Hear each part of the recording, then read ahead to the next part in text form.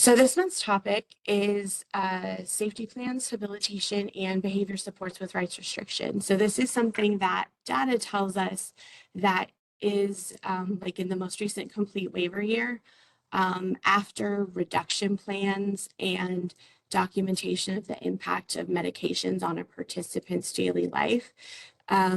These are the most commonly missed behavioral, or not behavioral, these are the most commonly missed safeguards that we talk about in relation to restrictions. And it's something that I heard from you all that you want to know more about. And so that's why we're going to start off our second half of our year-long training series with this topic.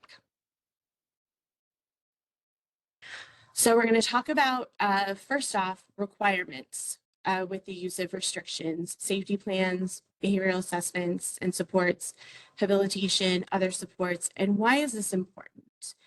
And I think sometimes we take for granted that everybody understands why we have the safeguards that we have, that we expect to be in place and documented when rights restrictions are used. But I think that sometimes, with all of the other things that we have to do and all of the minutia of our jobs and all of the, expectations that we operate under, sometimes I think that we start to think about things like this as just a box to tick or bureaucratic red tape to satisfy. And when we do that, I think sometimes we miss the mark.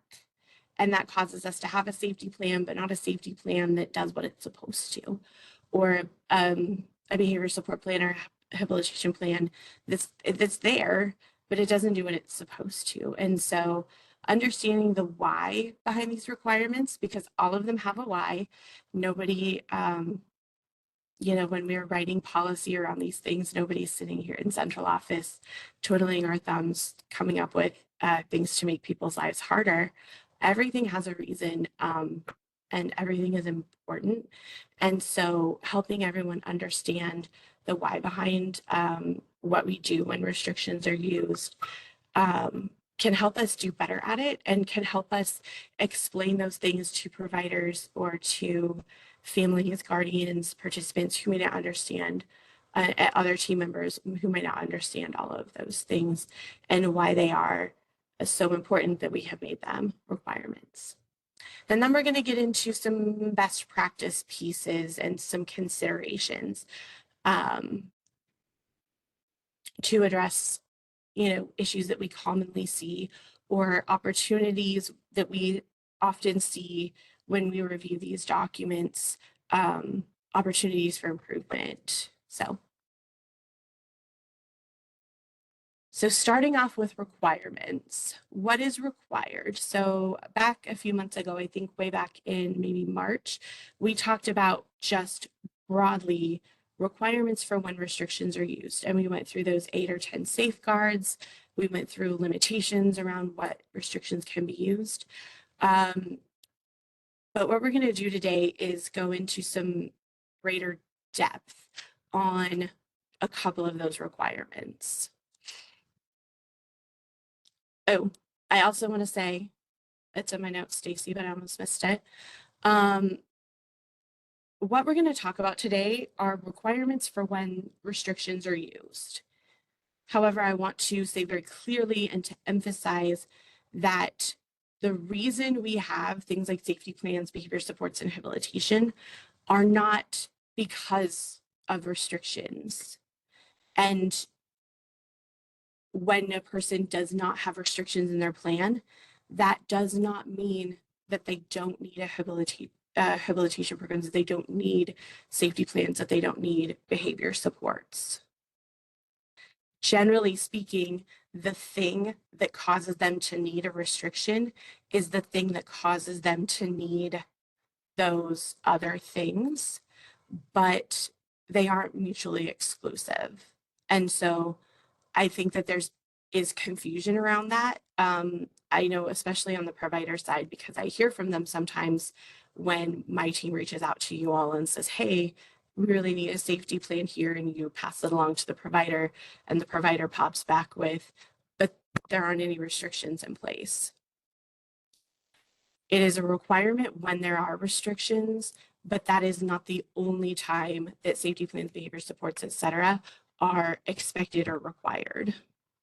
So I just want to put that out there to address any remaining confusion as we talk about. Most of what we talk about today is going to be talking about these things in relation to when restrictions are in place, but some of the guidance really can be generalized to any of those situations where these types of supports are needed.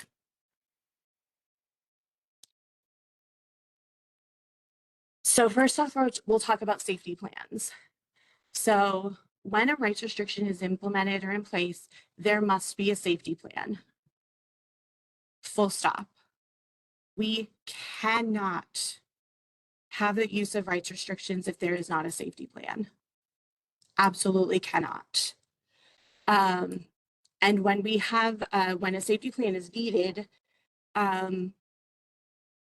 in order to meet the division's expectations and requirements around safety plan, it doesn't matter what the provider calls it.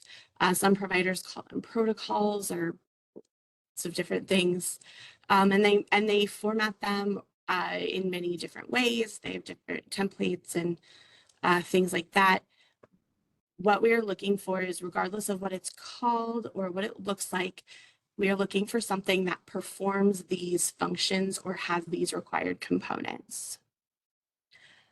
And this list isn't exhaustive, but there must be a safety plan that contains a description of all identified safety risks for the participant, not just those that are addressed by a rights restriction.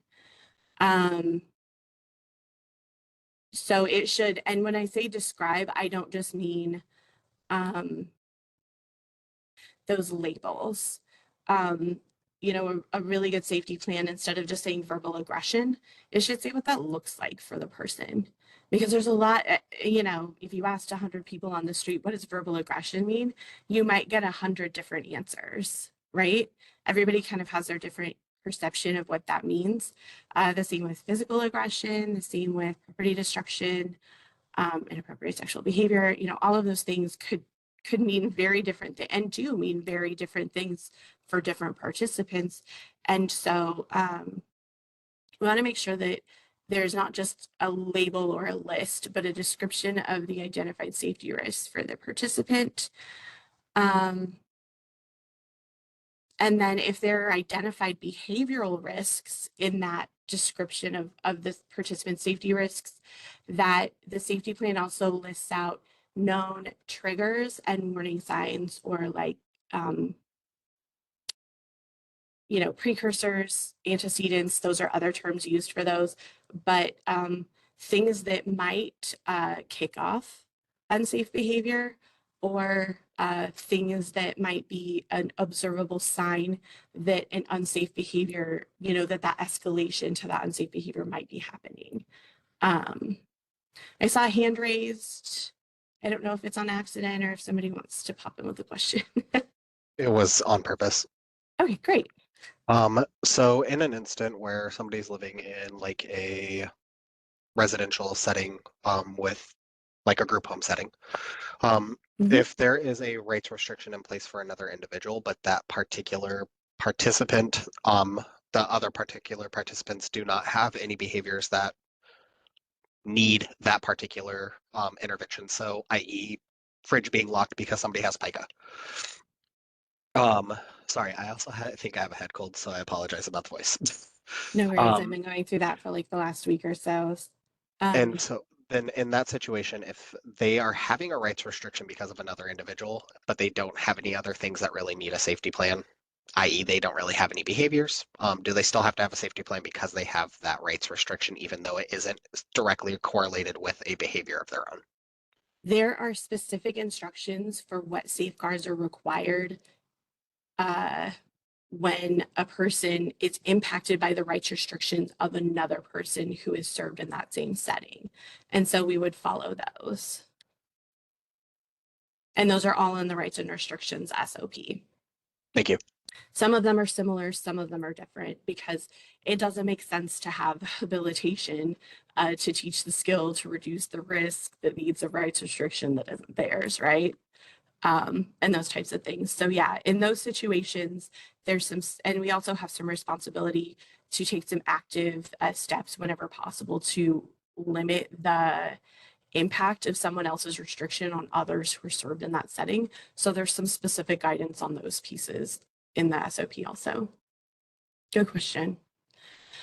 And then the last piece is detailed instructions for DSPs to follow when those safety risks occur, including any supports, protocols, strategies, equipment, etc., that mitigate the risk. And this is where those rights restrictions that the team has put in place are going to be. Those are going to be part of the supports, protocols, strategies, etc., that mitigate that risk. But we should never have a safety plan that doesn't include all of those rights restrictions. And we should never have rights restrictions in a safety plan that aren't approved by the team. So what you document in the ISP for rights restrictions and the detailed instructions for how to respond to mitigate the safety risks in the safety plan should match. Now, it may include, those instructions will also probably include non-restrictive interventions. So I'm not trying to say that safety plans will only have interventions that are restricted listed in it. It should have all of the safety interventions that the team has agreed upon, restrictive and non-restrictive in the safety plan, but those restrictive ones have to be there.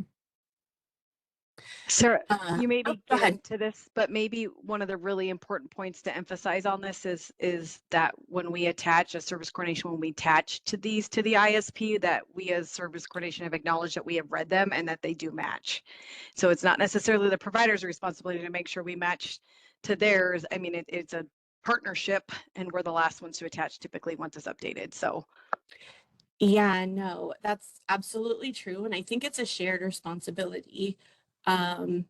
Because yeah, we do come across on occasion, you know, in our quality reviews, and I'm sure SCSs, you also come across kooky things, and the SC is like, no, where did that come from? That are, you know, sometimes tucked away and sometimes really lengthy safety plans. And so sometimes you're, you know, skimming through looking for those points that you expect. But it's important to really review those to make sure that there's not something that's made its way in there that doesn't belong. and I think to that point, yeah. also it's making sure that we're reviewing them to make sure the language doesn't come across like, so safety plans, you know, from the perspective you're teaching today is they're required for restrictions, but I also think that responsibility of making sure there's not restrictive language. Sometimes we happen across those accidentally because words matter. And so if they say that this person has to follow this calorie of a diet or they have to avoid these foods, it can be read as restrictive. So it's the two parts, making sure it contains what it requires, but also making sure it doesn't contain something that will get us in trouble. Absolutely. And that's something that, you know, if the team has agreed that we're going to encourage, like Stacy's example, a certain calorie diet, when you're looking at the safety plan, you want to make sure that how it's being communicated to staff and how it's framed is really clearly communicating that we are encouraging, we are not enforcing, and we're going to respect whatever decision the participant ultimately makes for themselves. And that's a big piece that we often see missing, where it isn't made clear to DSPs that if the participant says no, it's no. And sometimes it's appropriate for the provider to then, you know, if the participant says no, what do we want you to do instead as a DSP? So those are important things to look for if the team has discussed and agreed upon a non-restrictive intervention for a safety risk. Okay, and I'm going to click this link. It's linked in the slides that you all have also. But I have linked here. So I don't know if everybody is aware of or familiar with these, but our clinical team is BOM, and they have developed checklists. What? Why is that happening? Sorry, I clicked one of my bookmarks. And so they have checklists for these things that are out there. Our providers have access to them and should be using them, and they can be a great tool for you all in working with our providers if they are giving you safety plans that you feel don't meet our expectations. We have a checklist here that is created by our clinical team that outlines all of the things that should be in every single safety plan, whether the person has restrictions or not. And so this is something you can go to with a provider and say, let's make sure we're checking all these boxes. And if we're not, I need you to go back and make sure that we are.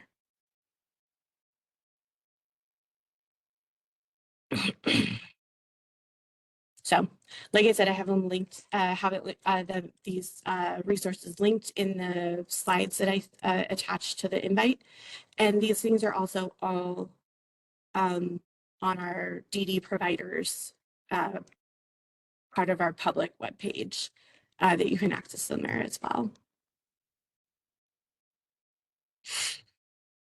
So next requirement when we're using restrictions.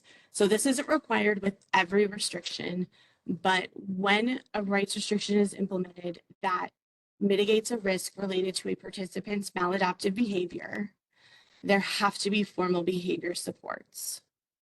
So I know that even though kind of, I think our common perception of rights restrictions is that we use them related to participants with unsafe behaviors or behavioral needs and risks.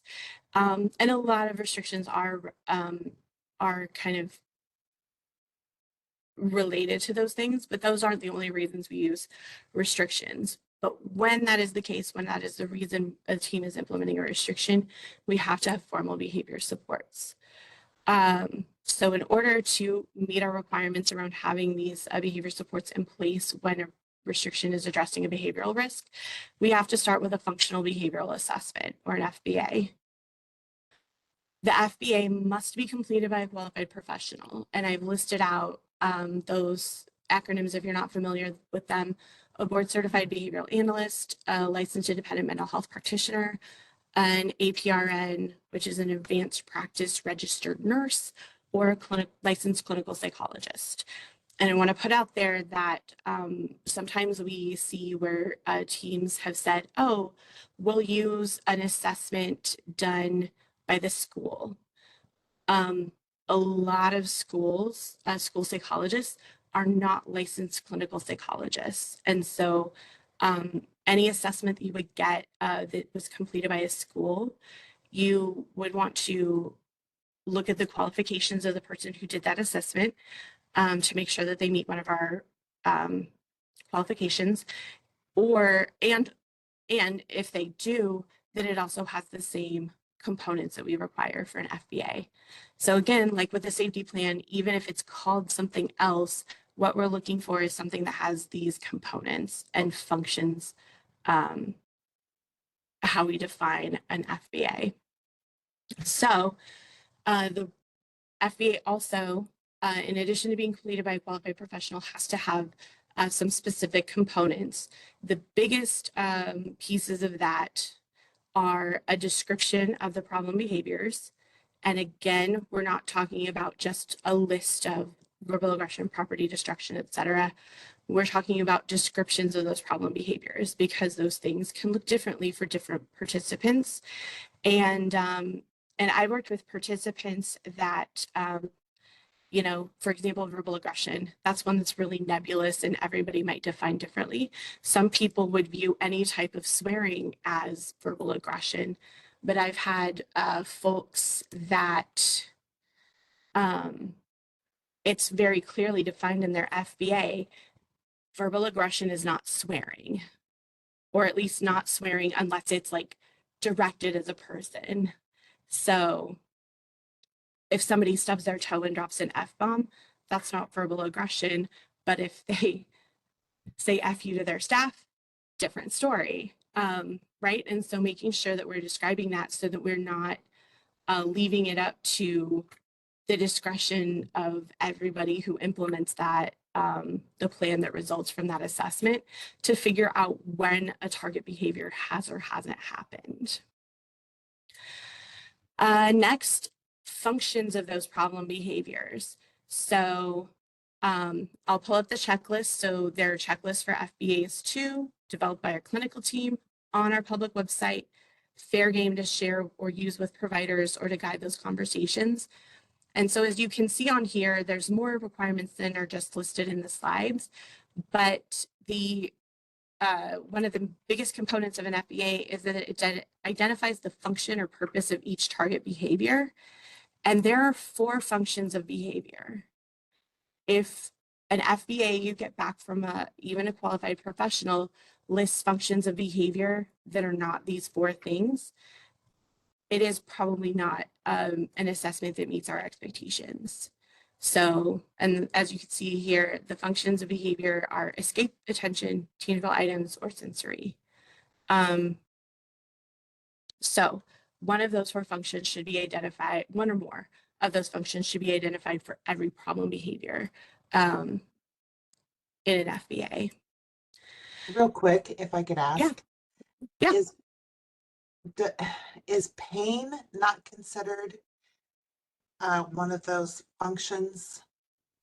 So what it would be is escape potentially or sensory. So if I am encountering a painful stimuli, so if I touch a hot burner and then I jerk my hand back, the behavior of jerking my hand back is the function of that behavior is to escape that painful stimuli. Oh, gotcha. Okay, so that's how it's in. Okay. Yeah. Thank you. No problem. Yeah, and so yeah, escape can mean escaping a painful stimuli, an undesired task, or boredom. It can mean a lot of things, but it just means that you're engaging in a behavior to get away from something, someone. Attention is pretty self-explanatory. Tangibles can be food, it can be money, it can be things that we want. Sensory can be sensory stimulation and those types of things. So those are the 4 functions of behavior. We should be making sure that every FBA that we get names at least one of those functions of behavior for every identified problem behavior. And then the last big piece of this, and like I said, look at that checklist for that comprehensive list of requirements and definitely use that as a tool to guide discussions, because none of us, well, some of you, I'm not, and I think most of you probably aren't behavioral professionals yourselves. And so it can be intimidating or difficult to feel like you can push back on somebody who has credentials and education or training that you don't, and say, hey, this doesn't meet our expectations as a non-professional. And so that checklist, I think, can be a helpful tool in saying, like, let's look at this together and make sure that your assessment that we have paid you for and that you've just delivered to me meets all of these things. And if it doesn't, then there's instructions on there that we have to ask them to go back and revise it. And the last piece of this is functionally matched, that I want to emphasize, is functionally matched replacement behaviors to teach in the BSP. This is really important. And what I say by functionally matched is, and this is something that we most commonly see is a pain point or an area that is not fully met by FBAs that I look at.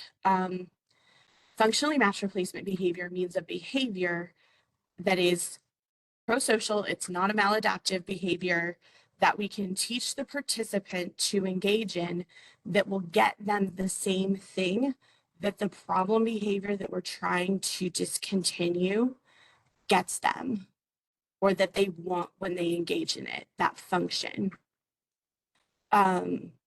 Because the theory behind all of this is that if I punch my staff in the face for attention, if we can teach Sarah a different, better, more appropriate way, safer way that she can get all of the attention that she wants, we can reduce her reliance on punching staff in the face to get that thing.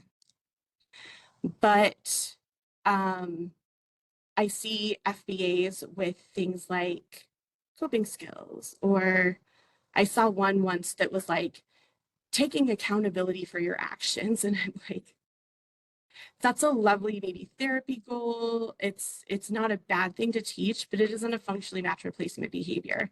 Because if I'm engaging in maladaptive and unsafe behavior to get attention, and my choice is between continuing to punch my staff in the face to get that attention or taking accountability for my actions, which one am I going to pick? Probably the one that still gets me the attention, but is unsafe for me and my staff, right? And so that's why that is a really important requirement. So any questions about FBAs? Do we use the term targeted behavior still these days, or because I notice you using problem behavior? Yeah, and so I think we kind of use those terms depending on which piece of policy or guideline you're looking at. But I think that they do use the term target behavior in this checklist. So I think either is okay. Okay. All right, thank you. Yeah. But yeah, when I say problem behaviors, I do mean, or maladaptive behaviors, that functionally means the same as target behaviors, which is a term we also use. So then the other piece of behavior supports and what comes from that FBA once it is done and it meets all of our expectations is a behavior support plan. Excuse me. Oh, sorry.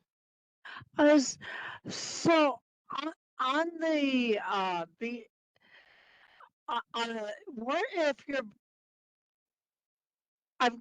I've got one case in particular I'm thinking of has a lot of medical issues that actually contribute to a lot of the behavior issues.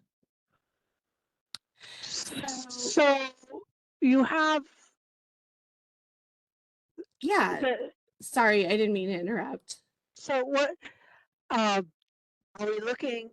We do for. Is the FBA going to be based on medical? Is it going to be based on the behavior? How are you going to do that in an FBA and be able to meet all the requirements? So I would say that how we feel and medical conditions that we experience, mental health disorders that we might have, all of those things can influence and impact and contribute to problem behaviors.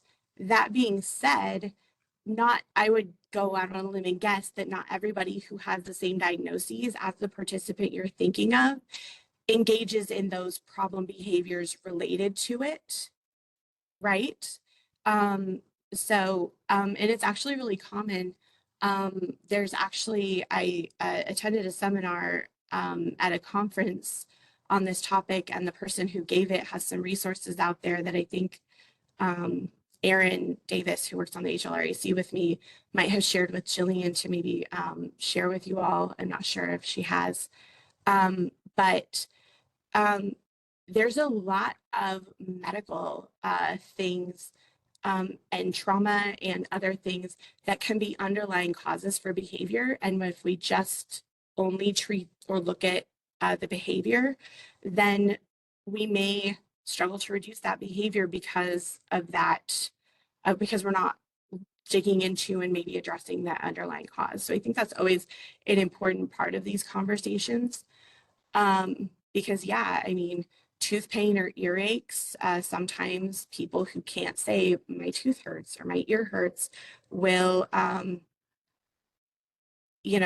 they will be more irritable and potentially engage in, physical aggression related to those things, or SIB, like hitting the side of their head when their tooth or their ear hurts. Things like that are fairly common. That being said, if it's a longer term thing, we want to be addressing those potential contributors with medical and mental health issues, but also we want to be addressing that behavioral piece. And that might be communication, supporting the person to learn to communicate when they're experiencing exacerbation of that medical condition, rather than engaging in that target behavior for relief. or things like that. So I think that while there are often those contributing factors, not everybody reacts to having those types of medical conditions with, unsafe behavior. And so we still want to make sure that we're having behavioral assessments and supports that are, mindful of and taking into account those other factors. Great question.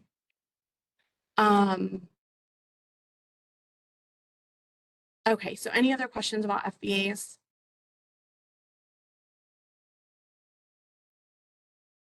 Okay. So the next piece is the behavior support plan. So that FBA that is completed by a professional and it meets all of our requirements, we're going to then take that and use that to develop a behavior support plan. So the BSP must be based on an FBA that meets all of those requirements. And so this foundation to having behavior supports in place that meet our requirements, we can't do that if we don't have a good FBA. And so making sure that the FBAs we're getting back from professionals have all the required components is the biggest piece of this. Once we have that FBA that meets all of our requirements, then we're going to develop that BSP. A BSP can be written by a non-professional.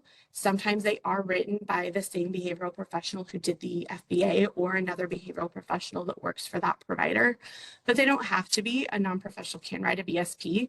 However, when that happens, it has to be reviewed and approved by a behavioral professional prior to implementation.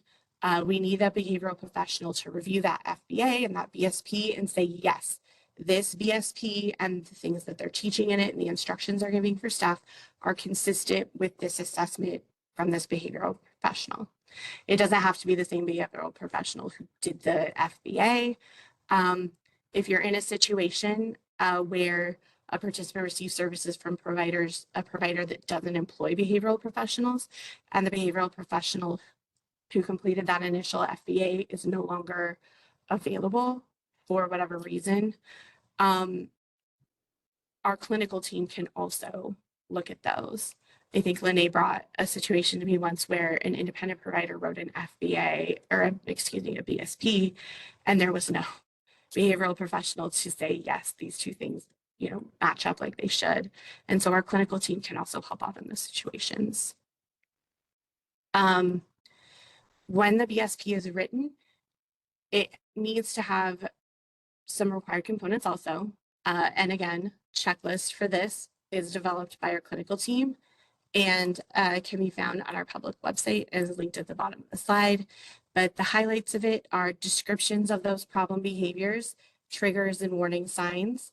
Those are things that we need to be describing thoroughly for staff so that they know them when they see them, so that they can respond appropriately, and so that they can document appropriately when and how often target behaviors occur or problem behaviors occur. There need to be descriptions of how to respond to the problem behaviors. And that is really important because oftentimes, and I'll get into this a bit more later, oftentimes our first instinct or how it might make the most sense to us, completely well-intentioned, to respond to a problem behavior might not be the best idea and might actually make it worse in a lot of situations, or make that behavior more likely to continue to occur. And so having descriptions of how staff should respond to problem behaviors and having those make sense with the identified functions of those behaviors is really important. The BSP should also be teaching that functionally matched replacement behavior, whatever that is, whatever was recommended as a functionally matched replacement behavior in the FBA. And then it should have descriptions of other interventions that might help reduce the problem or target behaviors, such as environmental modifications or desired interactions between staff and the participant. That's a big one because if a participant engages in behaviors with the function of attention, sometimes we can prevent the behaviors entirely and avoid the need to then respond to those problem behaviors by giving attention on a regular basis, without the participant having to engage in that problem behavior to get it in the first place. So Hey, those are the Sarah. things. Oh, go ahead. Two things. I think there's some confusion sometimes in regards to the fact that this is considered an ISP program, so it is habilitative, correct? And then the second piece, which then kind of falls under the guise of that we have to review for progress. And so maybe you could kind of speak to that piece as well as like what happens when they pass the BSP, then what's the expectation? Yeah, absolutely. So at its core, a BSP is teaching that function is a HAB program teaching that functionally matched replacement behavior, but there's some additional things that it needs, including those problem behaviors and that type of thing. One of the other requirements that you'll see on the checklist is data collection. There must be meaningful data collection to measure the frequency of those target behaviors, because that is, in addition to monitoring progress of the learning of the functionally matched replacement behavior, if the functionally matched replacement behaviors that we're teaching are being learned and doing what they should do, we should also see a corresponding reduction over time of those target behaviors. And if we're not seeing that, it may be an indication that even if they're passing those parts of the BSP that are teaching that replacement behavior, that maybe that replacement behavior isn't as effective as we hoped it would be in promoting the reduction of those problem behaviors, or perhaps there's an issue in how we're teaching it, or other factors that need to be looked at. And so that's why we require meaningful data collection for all of those things as part of the BSP. And what was the other one, Stacy? Just the passing and kind of that lack of progress and what the team's responsibility is. I think sometimes, we talk about revisions and where that threshold is of when a clinician actually has to approve. And we've kind of landed, I believe, we've kind of landed on, if it's not then changing the intent, so it's not really changing those functionally matched behaviors, and you're really just making some criteria changes or some things like that, it doesn't really change the intent of the program. So it doesn't need that clinician approval. But at what point are we asking, does it fall under the guise of we're not making progress, so clinician needs to make recommendations, or it's kind of that overlying what we expect for ISP programs and progress and then BSPs, because I think a lot of people, and honestly there's a tremendous amount of providers who don't understand BSPs or actual ISP programs, like they just can't wrap their heads around it. Yeah, that is a common point of confusion. And I would say, firstly, with like passing objectives and adding new ones, if we're just adding new short-term objectives because they passed the ones that were written in the plan initially, or adjusting those short-term objectives, that typically does not require sign off. Or when I say sign off, I don't mean a physical signature. That's been a point of confusion before. Sorry, I'm trying not to use that phrasing, but every once in a while it just pops out of me.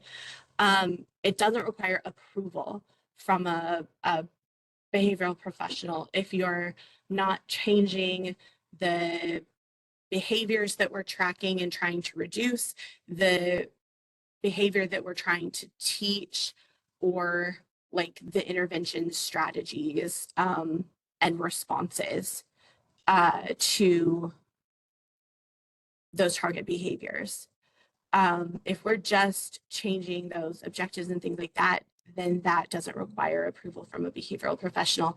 But if we're going to change something that alters the substance of or the intent of the plan, that's when we really need that approval from a behavioral professional to make sure it is still consistent with the assessment.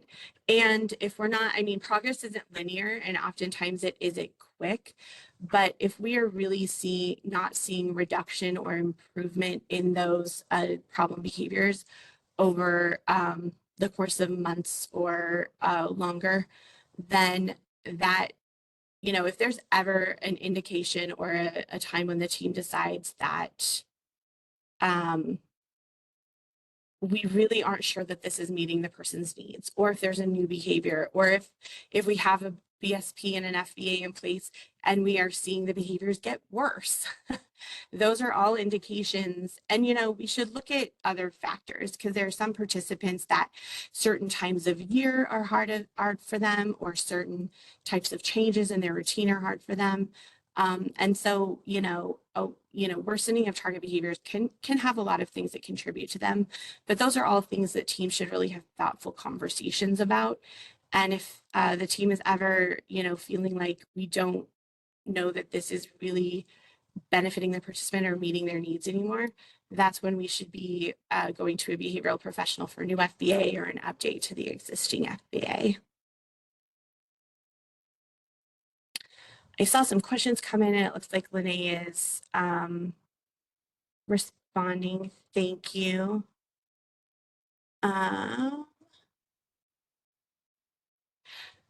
Central office want to do out west where there are almost no clinicians, and those that you do work with don't come to ISP meetings when invited.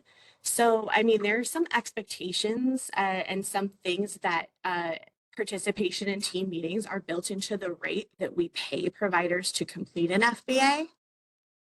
And so if you have a provider who is accepting payment for an FBA, and one of the administrative costs built into that payment is supporting the team in their development of the plan, and they are not fulfilling their responsibilities that we have, again, already paid them for in that regard, in some capacity.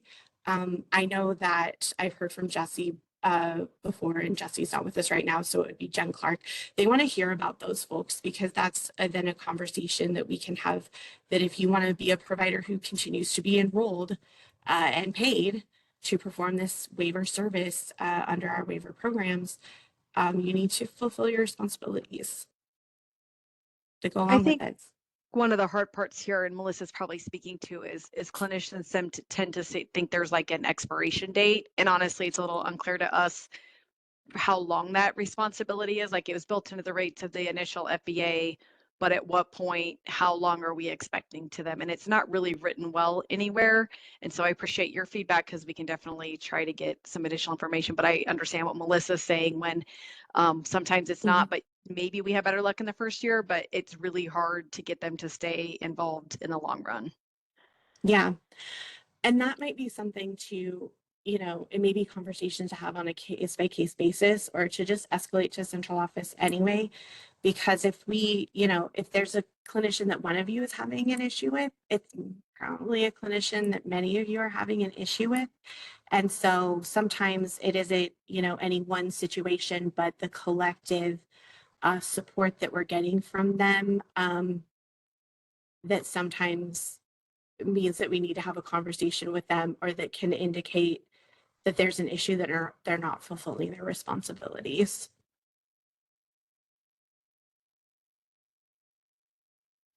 And is it okay to not expect them to be involved in the entire meeting? Like, Absolutely. Okay. They can be just part of, we say, okay, we're going to go through this process and then call you at this time, and then we can discuss the BSP, FBA. Yeah, or, we'll start the meeting off with this topic, and then you can pop off once we're moving on to other topics. That works too. Or, as long as it's not a pattern. Sometimes there are just times when scheduling and life happens and things don't work out. And so if they can even give you, if they can review the HAP or the BSP data and some of, incident reports and stuff, and give,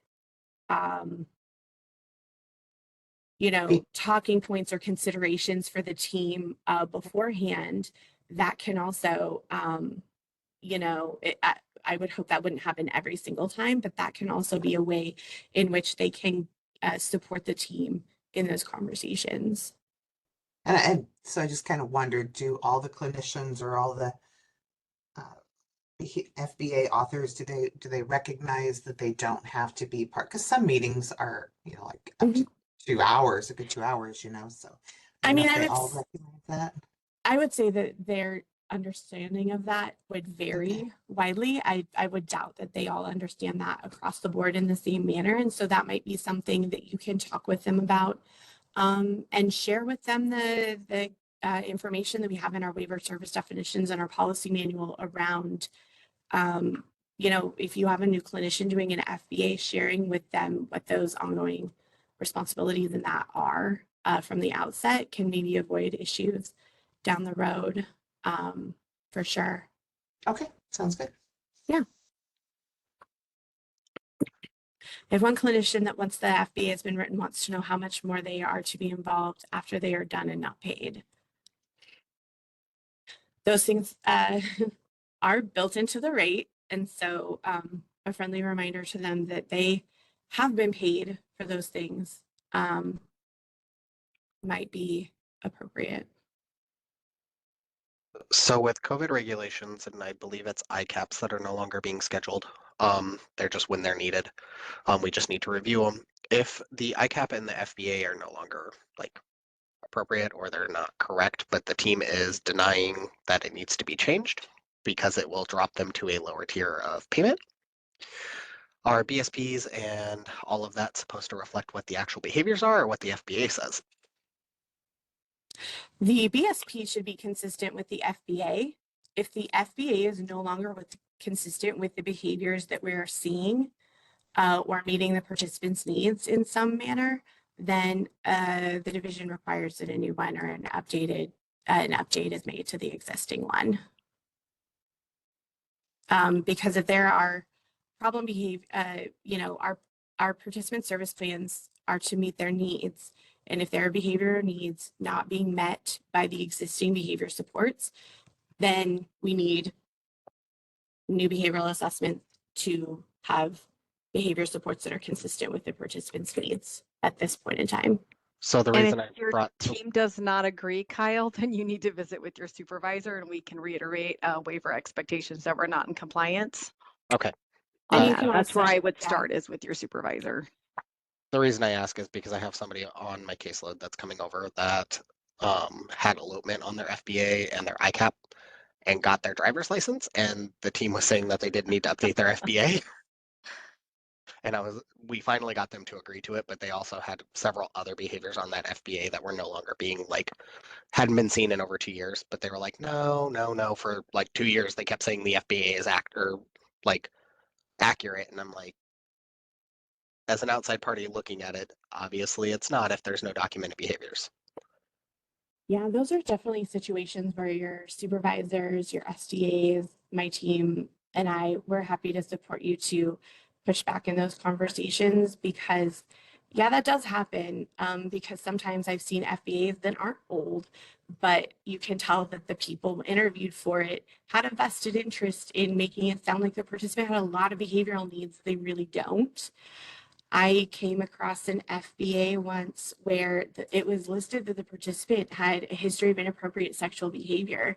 And when we got down to what that actually functionally meant and looked like, one of the reasons that they listed that as a problem behavior for that person was because she didn't like to wear a bra under her clothes when she came home from work or when she was relaxing at home, which is just, if you are a woman or you know a woman, insane. Right? Which, Sarah, can you speak to that just a little bit though, in terms of like, that actually raised a question, but I'm not sure we would necessarily want to request or pay for an FBA to be updated when behaviors are disappearing, because that means the BSP is working. And so I think we have to be careful to not request FBAs to realign to just focus on the behaviors that still exist. That we would just note the documentation piece that truly that's like best case scenario, BSPs and whatever the FBA clinician suggested worked. That's no longer a concern. Yeah, and so that's a place where we might, if there's, so I guess I was hearing Kyle's question that there were more general changes in the person's behavioral needs. But if a BSP and an FBA are working and we're seeing reduced behaviors or maybe discontinued behaviors, that isn't necessarily an indication that a new FBA is needed. You would reflect then on that behavioral risk screen and in your plan that these are things that have been risks in the past but are no longer. but the team feels that the existing or the behaviors that are occurring now are addressed well by the FBA and BSP that are in place, then that would be sufficient.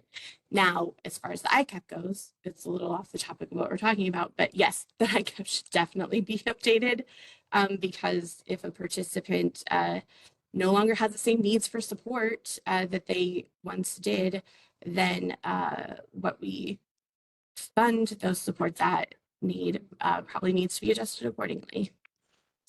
So to clarify, Sarah, sorry. Yeah. With like this particular individual, they had, I believe, 6 different behaviors documented on their FBA, but their risk assessment is 0. Like they've had no behaviors for 2.5 years. At that point, do we continue to have that FBA? If they are literally not having behaviors, they're able to go into the community by themselves. They're at home for 8+ hours by themselves. They've got a driver's license, which was elopement. Like Yeah. literally it's polar opposites and it just doesn't make sense. Is that a situation where we would just addendum it, or is that a situation where we would say, okay, you do actually need a new FBA? No, if there are no behaviors at present or no behaviors that are unaddressed by existing behavior supports, we would not get a new FBA. Because if somebody didn't have any behaviors to begin with, we wouldn't get an FBA. We would just probably want to say somewhere, this participant has a history of these behaviors, but they haven't been seen in a number of years. So, you know, no behavior supports are needed at this time.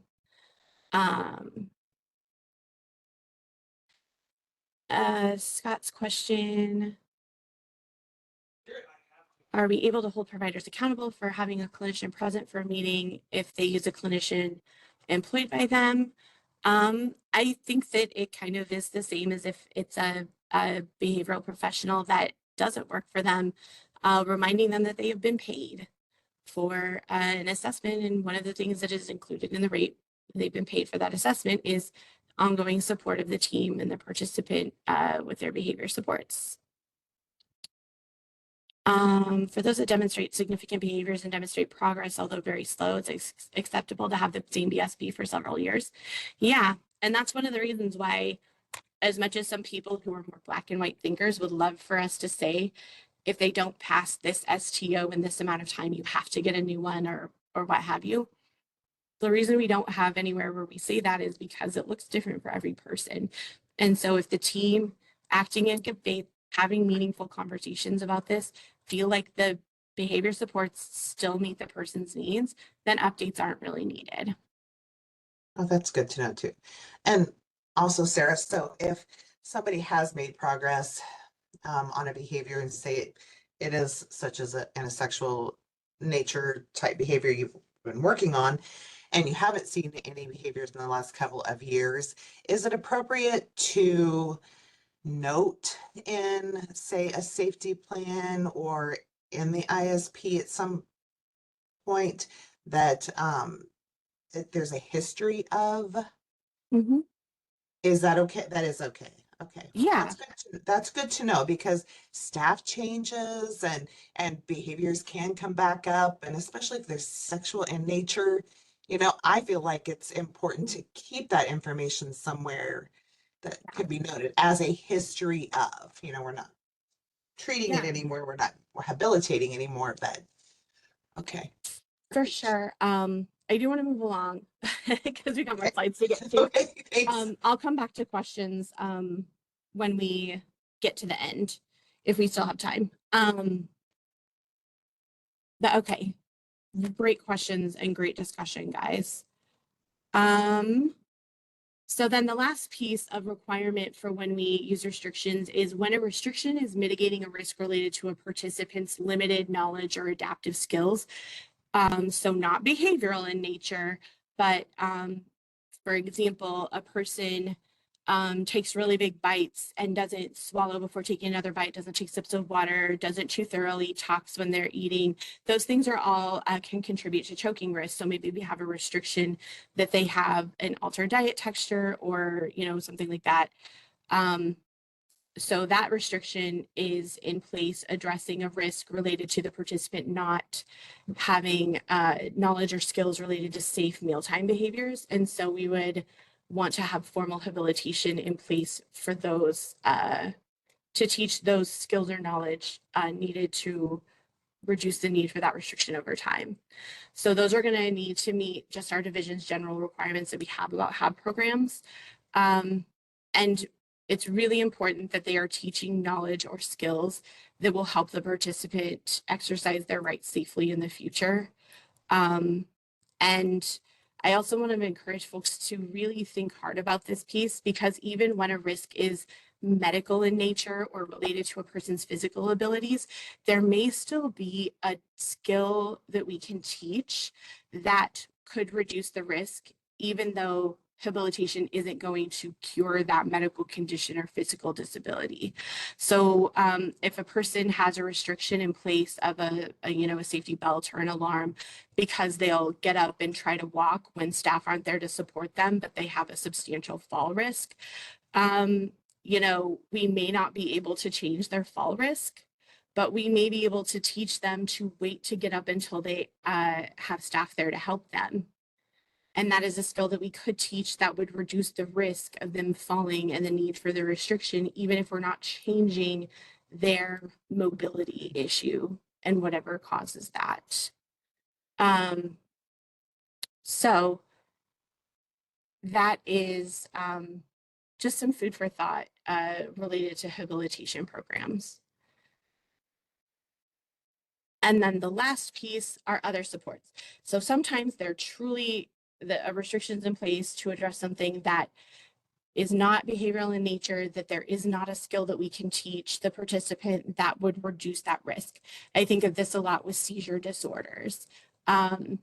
There's, a person can't control when they have seizures, doesn't always know when they're having seizures. So, there's a limited amount of things that we could teach them that would reduce that risk of, falling if they have a drop seizure or things like that. And so in those situations, we still have to document what we're doing or what things are happening that may support reduction of that restriction over time. And those could be things like therapies, like OT and PT, speech therapy, individual therapy or counseling. It could also be medications that they take. So if a person has restrictions related to a seizure disorder, saying, I take my anti-epileptic medications and I see my neurologist as scheduled, might be what we list for this expectation in that type of situation. It can also include educational programs, like if a restriction is in place because the participant struggles with social boundaries or they're struggling to manage their diabetes, and we have them doing education with a dietitian about managing their health condition safely. Those could be things that are supports that are supporting reduction. Exercise programs too, if a person has a restriction related to maybe a mobility issue or weight, those types of things. So these are also important things to think about and to make sure that if we're not having habilitation or behavior supports in place, that we are listing out what other things are happening that may contribute to the reduction of that restriction over time.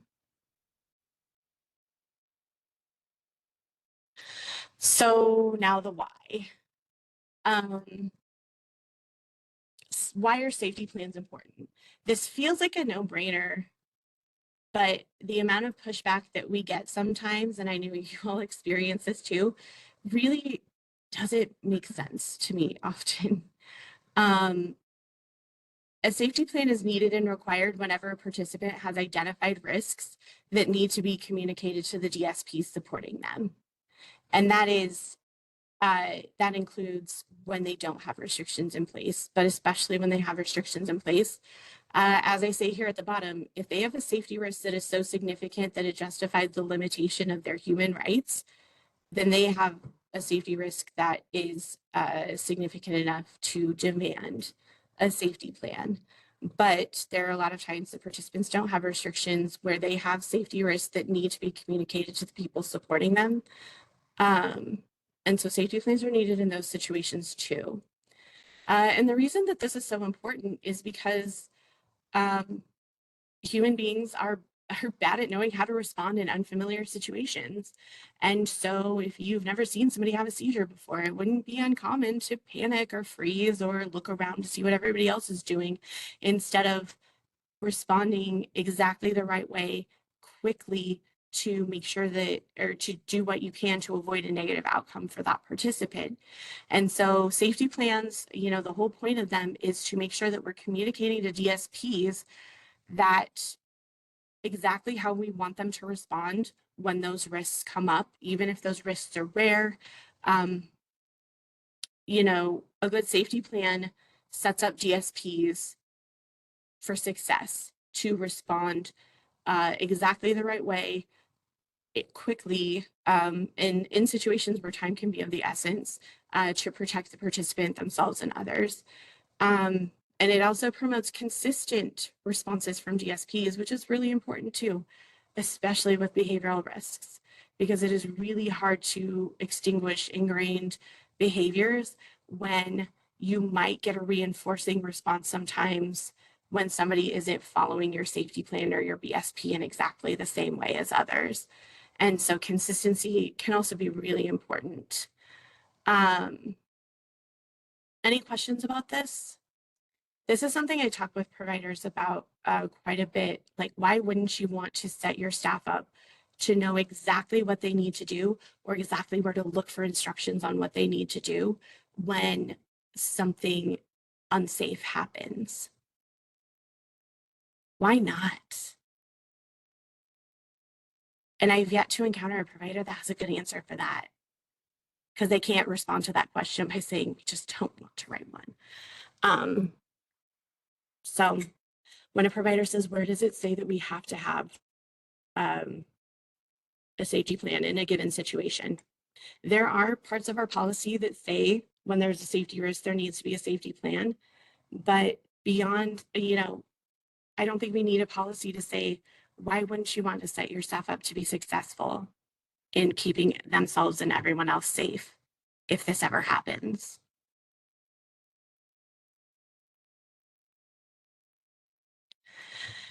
With behavior supports, I touched on this a bit in talking about some of the requirements of an FBA and a BSP, but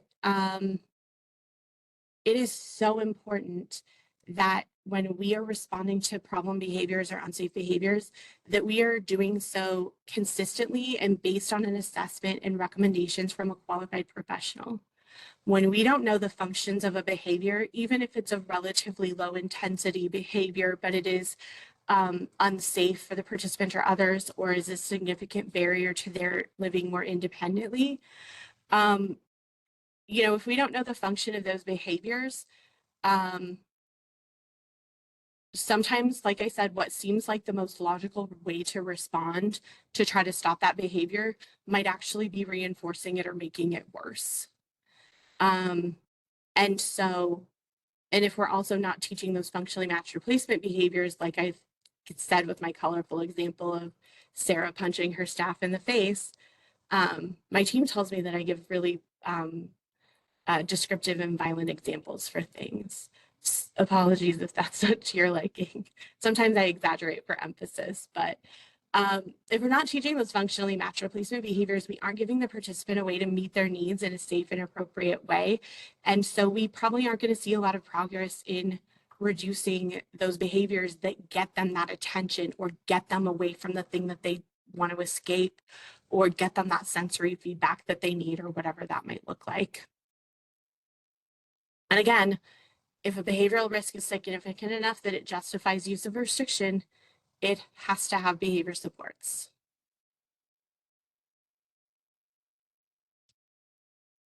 And habilitation programs. This is the one that I think gets missed a lot, but if we're going to be limiting somebody's fundamental human rights, if they have a risk that is so great that this is the only option, it is our obligation and responsibility to make active efforts to the greatest extent possible to help them learn the skills or knowledge that they would need to exercise that right fully or safely. And human beings don't just spontaneously learn or know things by magic. We also don't learn by being separated from situations that we don't know how to manage safely or from having choices made for us. And so just using a restriction and not doing that teaching on the backside is doing a disservice to our participants. And I've had pushback before from providers saying, well, we're prioritizing other things for habilitation. And my response to them was, what can possibly be of a higher priority to teach someone than the thing that will allow them to exercise their fundamental human rights that we are limiting at present fully and safely? Because I've seen how programs that providers come up with, like, you can't tell me that a daily routine program is more important than teaching them the skills that they would need so that they don't have to have alarms all over the place, or so that they can go to the refrigerator and get a snack without asking staff first. This should always be a top priority for habilitation when we're using rights restrictions. So now considerations and best practices. And I'll go through these and then we'll go through questions. I know I'm behind. Very sorry, but I have been trying to answer questions along the way. So considerations for safety plans. We really want to work with providers and in our own documentation of rights restrictions, especially, to be as specific as possible when we are describing restrictions and what those look like, and avoiding use of ambiguous language. When we have a safety plan, when we're documenting a rights restriction, everyone who reads that part of the BSP or the ISP, everyone who reads that safety plan should understand exactly what implementation of that intervention looks like and be doing it the same every time. Because if that's not happening, if we're using ambiguous language that different people are reading to mean different things, that is a source of inconsistency, which is not ideal for our participants. But also, there may be times where staff are overly restricting a person's rights in a way that is unnecessary and the team doesn't intend, which is never what we want. But it also can go the other way. If we're using ambiguous language, they may not implement a restriction the way the team intends, in a way that doesn't fully mitigate that safety risk and leads to an unsafe situation and somebody being harmed. And we don't want either of those things to happen. And so that's why it's so important. And I'll give an example. It's something that we see in plans a lot, and that's sharps. If I asked all of you to write down what sharps mean, I know that I would get responses that include many different things. Most of the time we understand sharps to mean knives and scissors and things like that. But what about butter knives? What about knitting needles? What about letter openers? What about safety razors? What about box cutters? What about, I mean, sharp is kind of it can mean different things. Like, do we mean cutting tools, or do we mean something that somebody could stab with? Forks, are forks sharp? Maybe. So don't just say sharps restriction. Say what it is that is unsafe that the participant needs to have limited or monitored access to. Define that so that staff aren't deciding, oh, you can't use these children's safety scissors because they're a sharp, when that's overly restrictive and unnecessary and not what the team intends. But also so they're not like, heck yeah, take this letter opener that they then go and stab someone with, right? Another thing that we see this with is with folks with pica. They'll say they can't have small items on them or around them. What are small items? Is this a small item? Is this a small item? What does that mean? The size of the palm of my hand? The size of a dime? What does that mean?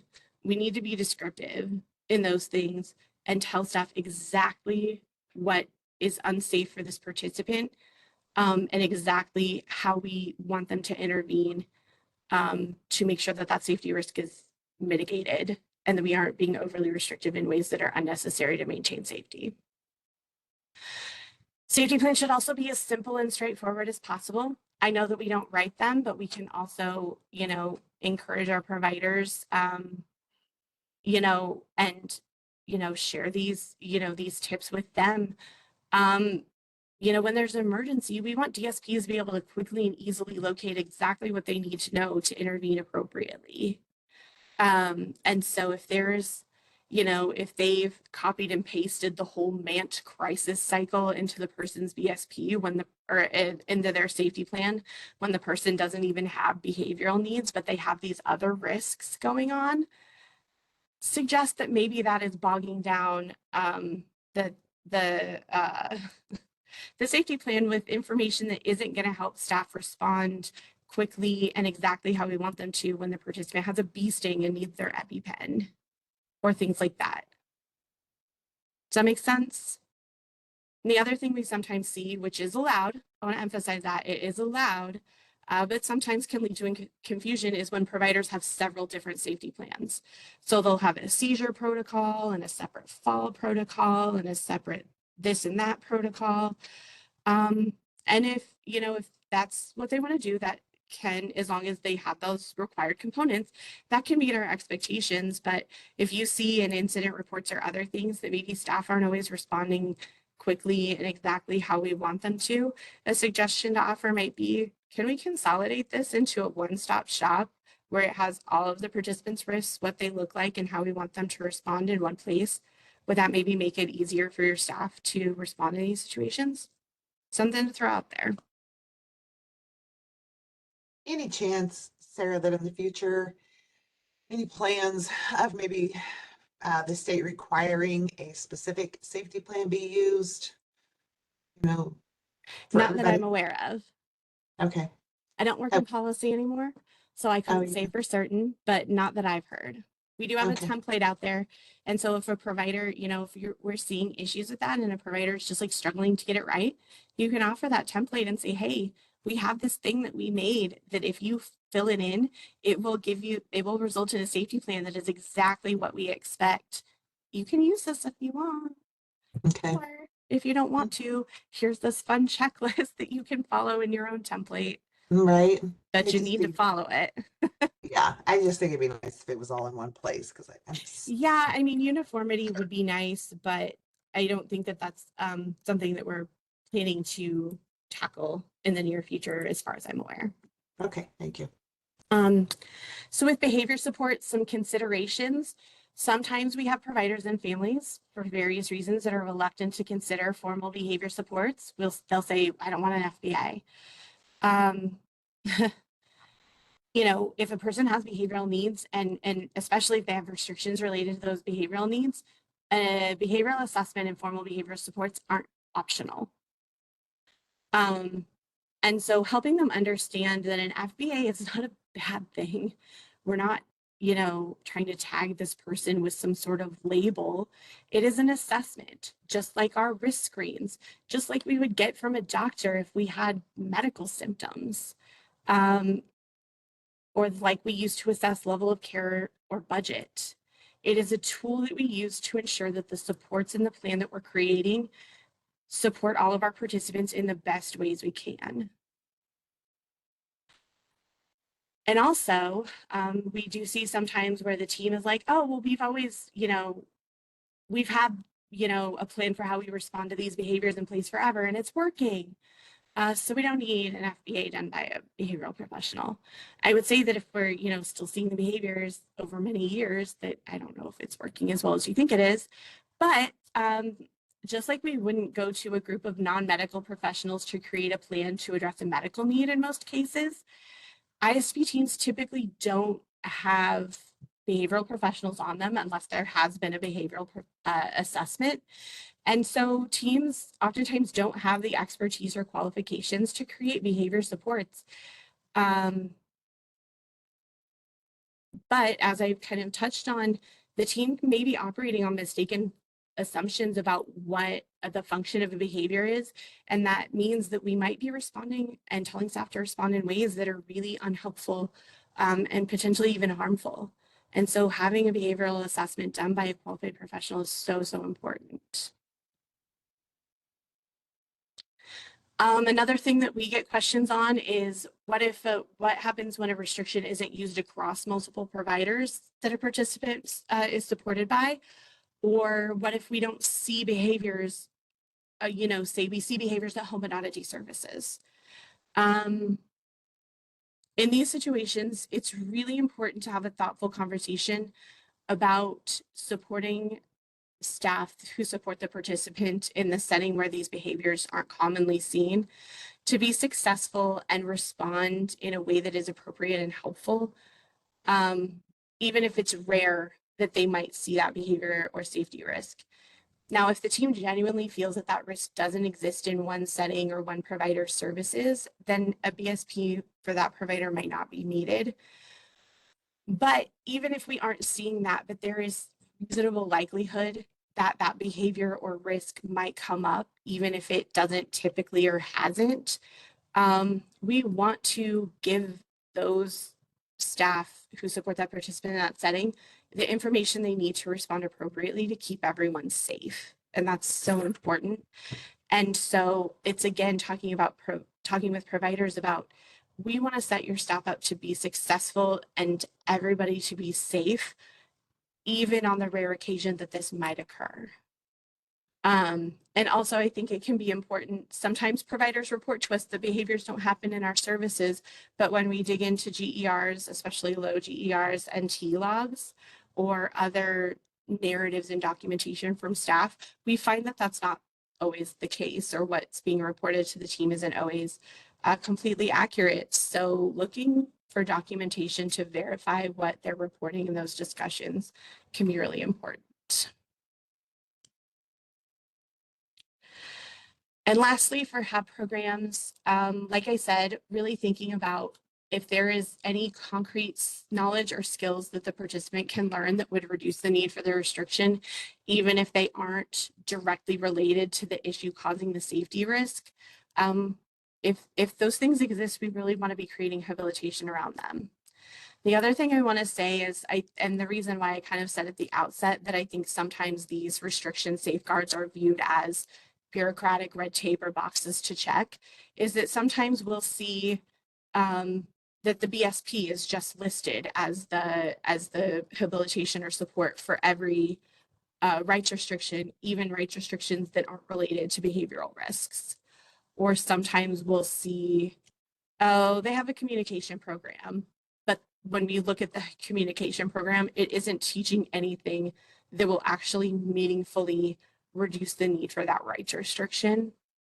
And so being really thoughtful and intentional about that, and not just viewing this as a box to check off, but something that is our obligation and responsibility, not just because of what the division requires, but ethically as well, to do our level best to support the participant to gain skills or knowledge they need to fully and safely exercise their rights at some point in the future. If we think about it from that perspective, we cannot just try to link it back to some, generic program that has nothing to do with the risk and the restriction, so that we don't have to write another HAB program. Like that's, ethically and as far as what the division expects, doesn't cut it. And we all need to really commit ourselves to advocating for better for our participants. And then the last piece on this, oftentimes it isn't a single skill or piece of knowledge that a participant would need to learn to safely exercise the right that is being restricted. And so a program can break that down or tackle it one piece at a time, as long as you're clear in your documentation of how the skill being taught will contribute to that bigger picture of reduction of that restriction over time. So that is all I have. So we have a few minutes left for questions. I'm going to go back because it looks like folks have been helping me out and responding as we go.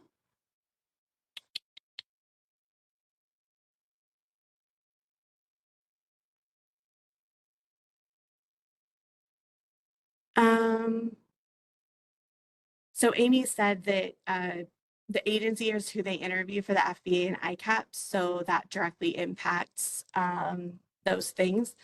And I think that that's why having conversations with, you know, making sure that that clinician isn't relying on a single source before we accept an assessment for them, and making sure that we're reviewing it before we accept that assessment is really important. And like Lene said, your SDA and SOUP can help with that if they're providers or teams that are struggling.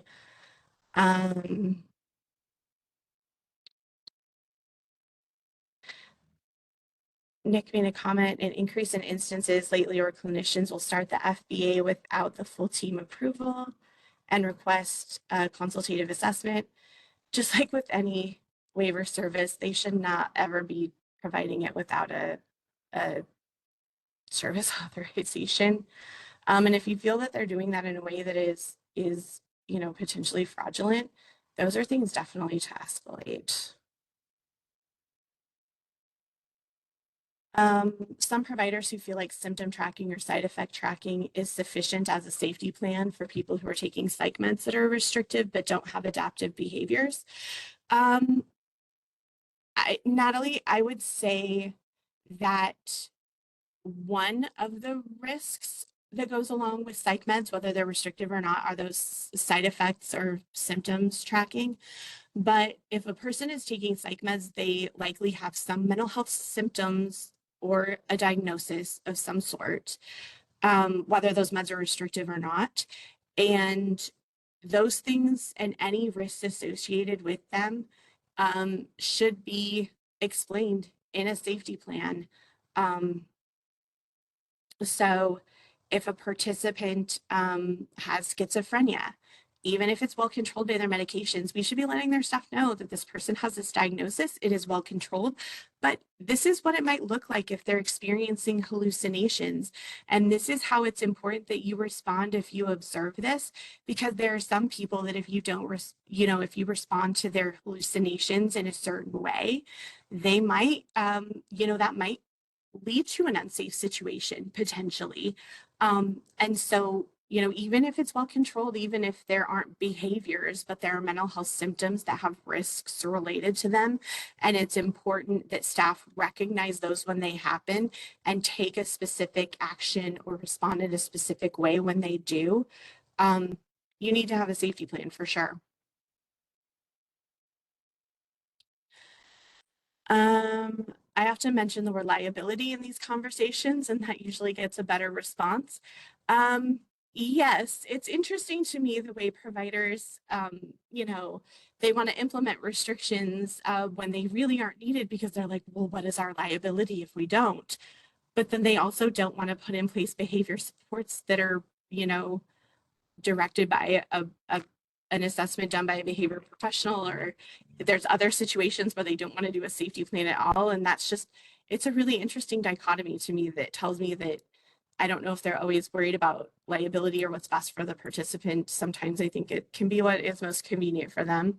And that's when we really have to do our due diligence in advocating for our participants and making sure that the division's expectations are being met. If a person has a moderate risk on the risk screen, do they have to have a formal safety plan? Yes, they have to have a safety plan. For moderate or high risk screen scores, formal safety plan is always needed. Now that staff supports, if it has all this, if they call it staff supports, but it has all of those same components that we list out in that checklist for safety plan, then even though they call it something else, that is a safety plan. But if they don't have something that has all of those components and functions in the same way of what we would traditionally call a safety plan, that's when we need to be asking for more. I think that's the key point, Sarah, is we can't get caught up in what it's called. It's that it includes all those required components. So we know that some providers call them healthcare staff objectives. We know some call them staff objectives. We know some call them safety plans, protocols. Really the key piece is that risk screen, aside from this, that formal support means that all those required pieces are there. Yep. Don't get caught up in the Absolutely. name. And even when there aren't restrictions, even when there isn't a moderate or high risk screen score, a person could have, uncontrolled, type 1 diabetes that is prone to fluctuations of their blood sugar that can be extremely unsafe. If that's the only medical condition they have and they don't have behaviors and stuff, they aren't going to have any elevated risk screen scores if that's the only risk that they have. But that is still a risk where it is really important to inform staff of what the risk is, what it looks like, what high blood pressure or high blood sugar looks like, what low blood sugar looks like, and what they should do when it happens. That is so critical for a person with a diagnosis like that. So if a person has a health or safety risk of any sort, even if they don't have a restriction, even if they don't have escalated risk screen scores, that they have a risk, that it is crucial that staff know what that risk is, know what it looks like, and that they know how to respond when and if it happens. There needs to be a safety plan in that situation every time. So don't get so caught up in the higher moderate risk screen scores or restrictions. Those are all things that where we say, yes, you have to, but that isn't the only situations in which we require or expect a safety plan. Christine asked where to find the safety plan template. It is on the provider website or the DD provider page on our public website. There's a section of it with a little drop down arrow that says BSPs, FBAs, and safety plans. If you click that and expand it down, it has all of the checklists that I linked in here. It has templates for not just safety plans, but also FBAs and BSPs that providers and behavioral professionals can use. It has a wealth of information that our clinical team has created that we really want to make sure our providers are utilizing because I don't think we utilize them enough. Lene and I both linked it several times throughout the chat. So if you guys all go, there's like a provider link, and that if you scroll down towards the bottom of the page, that's where all those documents are. Yep. So since a BSP can be continually utilized, when should the team consider a new BSP program since everyone learns at a different pace and the STOs haven't been learned? I don't think that there's an actual time frame for that. I think that, if the team feels like the STOs are reasonable and realistic and that the plan itself and the FBA continue to meet the participants' needs, I don't think that we have a concrete time frame on that. But we do want to make sure that if we're seeing a long period of time where progress isn't being made, STOs aren't being met, that we really thoughtfully have a conversation with the team about, does this really, really meet the participants' needs? And if the answer to that, if everybody can't, in good faith and good conscience, say yes, then we need to go back to the drawing board or consider some updates. And if they aren't meeting the STOs, but they're making progress, we need to ask ourselves again, thoughtfully, do we really believe that these STOs are realistic and reasonable? And if not, then we need to reconsider those and adjust. And Erin mentioned that HLRAC has made recommendations for supports and programs. And so that is something else that is, I appreciate you pointing that out, Erin. I know we're a couple minutes over time, so I'll leave you with this thought. If you have a team that is really struggling with what habilitation, what behavior supports can we put in place, or we've tried all of these things and nothing is working, and we feel like we need to do more, we feel like we're missing something, we just don't know what to do next. Our Human and Legal Rights Advisory Committee does take referrals. You can refer cases and it'll be reviewed by our committee. We aren't looking for compliance points. We are just looking at, the committee is composed of people with various backgrounds, some medical professionals, some behavioral professionals, therapists, advocates, folks who have disabilities, folks who are family to people with disabilities. So we bring together a lot of different perspectives, and we can maybe better see the forest for the trees or look at things with fresh eyes and offer the team recommendations or suggestions for things that they may not have considered. So that is a resource that is available to all of you that you can make referrals to as well. We really want to help folks, and teams support our participants to have the best lives they can. And so it's another resource, another tool in our tool belt that is fairly recent that we want to make sure all of you are utilizing if you have situations where it would be helpful. So sorry for going a bit over time. I appreciate everybody tuning in today. I appreciate all of the questions and the conversation. I love that. I feel like that's where the most learning happens. So thank you for your time. And if you have any questions or anything, please reach out. I'm always happy to help. But with that said, everybody have a great afternoon.